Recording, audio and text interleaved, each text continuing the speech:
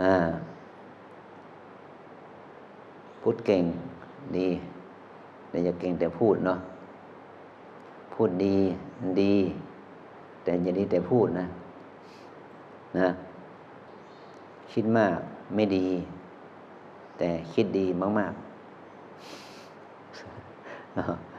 คิดดีมากๆคิดมากไม่ดีเนาะคิดดีมากๆคิดมากไม่ดีเนาะจัดการให้มันนะพูดดีมากๆแต่พูดมากไม่ดีเนาะใช่ไหมอย่าดีแต่พูดแต่พูดให้ดีนี่นะสามารถปรับเอาได้เนาะปฏิบัติเนาะเวลามาปฏิบัติธรรม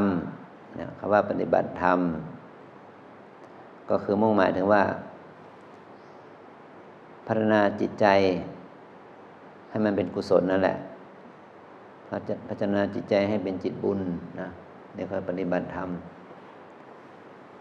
ต่อมาก็จิตที่เป็นกุศลจิตที่เป็นบุญคือสภาพจิตเช่นใดคือสภาพจิตที่มีสติมีสมาธิมีปัญญา